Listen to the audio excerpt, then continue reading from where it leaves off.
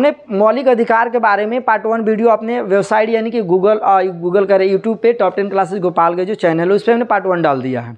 अब पार्ट 2 जो है इसमें बाकी, जिसमें कि मौलिक अधिकार आप सब पहले से जानते हैं कि 6 हैं। 7 आता है जिसमें संपत्ति का अधिकार है, उसमें पहले वीडियो में मैंने पढ़ा दिया है।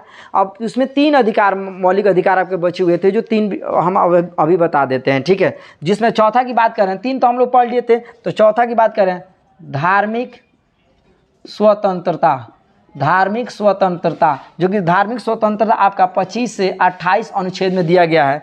जिसमें 25 अनुच्छेद की बात करें तो 25 में आपका है ना मानने, यानी कि धार्मिक के बारे में, कोई भी धर्म मान सकते हैं आप, कोई आपके ऊपर कोई दबाव नहीं है, धार्मिक मानने है ना, या उसका आचरण अपनाना है ना, उसका आचरण है ना, आचरण अपनाना है ना, या उसका प्रचार करना आप कर सकते हैं। आपके ऊपर कोई बाध्य नहीं रखा। अगर आप धर्म के कोई अपना धर्म के प्रचार करते हैं और आपको कोई बाधित करता है इसके लिए, तो आप हाई कोर्ट या सुप्रीम कोर्ट आप जा सकते हैं और वहाँ पर दरवाज़ा आप मौलिक अधिकार के तहत आप खटखटा सकते हैं, ठीक है। तो आपका 25 और 26 में बात बताता है आपका है ना धार्मिक प्रबंधन। धार्मिक प्रबंधन यानी कि इनके तहत इनके धर्म की सुरक्षा मिलती है। 27 की बात करें तो आपका धार्मिक है ना संपोषित। संपोषित में जैसे कुछ पैसे इकट्ठा करना है ना, चंदा जो होती है ना, संपोषित, ठीक है। और 28 की बात करें तो आपका 28 में धार्मिक शिक्षा। धार्मिक शिक्षा या है ना उपासना करना, है ना, उपासना करना, या किसी है ना धार्मिक जो कोई आपका पूजा पाठ हो रहा है वहाँ पे आप उपस्थित हो सकते हैं, ठीक है। इसमें कोई आपको बाध्य नहीं कर सकते। यह धार्मिक स्वतंत्रता अनुच्छेद 25 से 28 के बीच में ये। अब हम पढ़ेंगे 5, यानी कि मौलिक अधिकार 5 की बात करें तो सांस्कृतिक है ना और शिक्षा। सांस्कृतिक और शिक्षा की बात करें जिसमें अनुच्छेद 29 और अनुच्छेद 30 की बात करें। अब 29 ये स्पेशल जो है शिक्षा और संस्कृति की जो बात करें ये अल्पसंख्यक है ना, किसके लिए है? अल्पसंख्यक के लिए। तो आपको बता दें 29 में पढ़ेंगे हम लोग अल्पसंख्यक है ना, अल्पसंख्यक की हितों का संरक्षण, यानी कि अल्पसंख्यक जो हमारे भारत में उनको संरक्षण देना, ये उनको क्या 29 में ये मौलिक अधिकार दिया गया है। यानी कि अल्पसंख्यक के हितों का संरक्षण, ठीक है। और अनुच्छेद 30 की बात करें तो उसमें उनको शिक्षा, यह अल्पसंख्यक हो गया, शिक्षा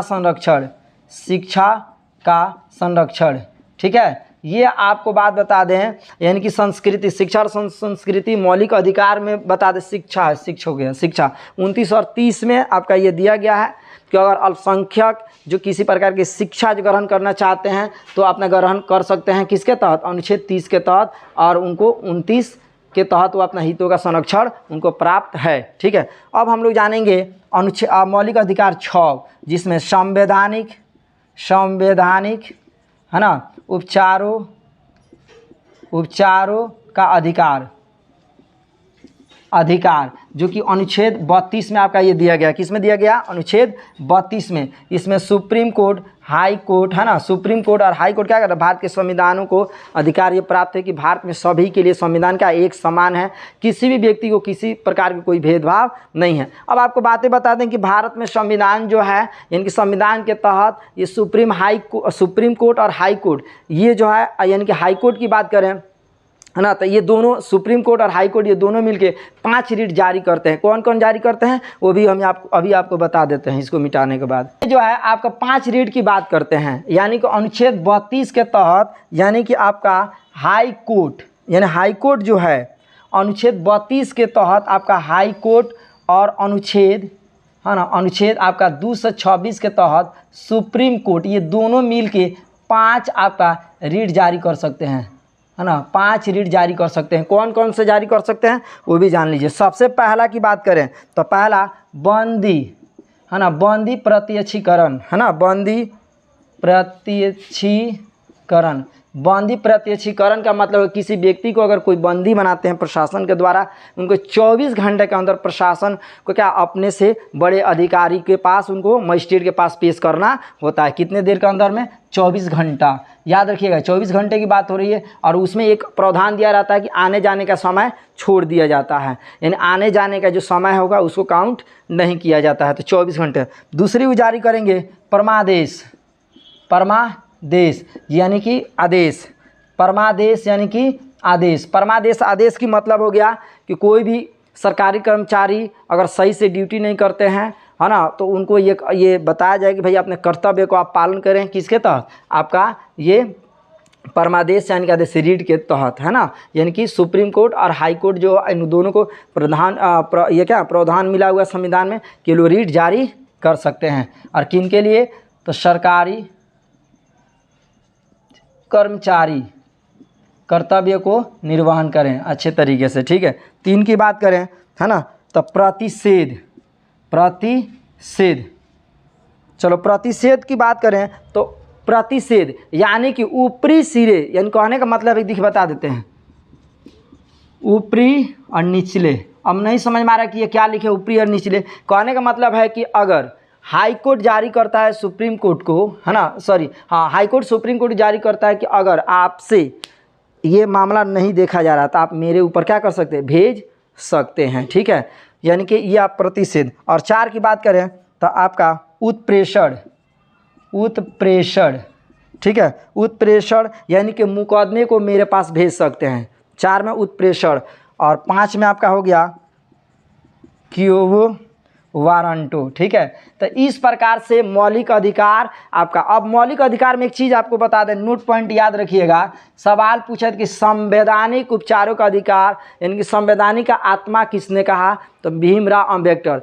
अगर इसमें 2 प्रकार से सवाल आते हैं। एक सवाल रहते हैं कि भीमराव अम्बेडकर ने आत्मा किसे कहा, तो संवैधानिक उपचार, या पूछ सकते हैं संविधान में आत्मा किसे कहा जाता है? तो प्रस्तावना के। याद रखिएगा, यानी कि भीमराव अम्बेडकर जो आपका प्रस्तावना, जो आत्मा किसे बोलते हैं? आत्मा किसे? तो संवैधानिक को किसके बोलते हैं? संवैधानिक। भारतीय संवैधानिक जो है, भारतीय संवैधानिक को क्या बोले? आत्मा बोले। लेकिन अगर सवाल पूछा जाए कि भारतीय संविधान को आत्मा किसे कहा जाता है, तो भारतीय संविधान को आत्मा किसे कहा जाता है? तो प्रस्तावना। प्रस्तावना याद रखिएगा, यानी कि जहां भीमराव अम्बेडकर का नाम नहीं आएगा उस कंडीशन में प्रस्तावना आंसर होगा, और जहां भीमराव अम्बेडकर जी का नाम आएगा वहां पर आपको उन्होंने तो स्पेशल आत्मा किसे बोले हैं? वो संवैधानिक को बोले हैं।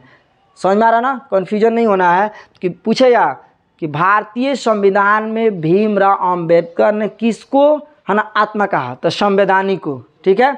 दूसरी सवाल किस रूप से पूछेगा कि भारतीय संविधान में आत्मा किसे कहा जाता है? तो प्रस्तावना की। इसमें कोई नाम नहीं था, किसी व्यक्ति का नाम नहीं था। तो इस प्रकार से क्वेश्चन पूछे जाते हैं और सबसे ज़्यादा क्वेश्चन पूछे जाते हैं। तो उम्मीद है कि ये वीडियो आपके लिए काफ़ी लाभदायक होगा। अगर, है ना, लगता है कि आपके लिए काफ़ी यूज़फुल है तो आप टॉप 10 क्लासेस को प्रमोट कीजिए और आगे बढ़ाने का सहयोग कीजिए। जय हिंद, जय भारत।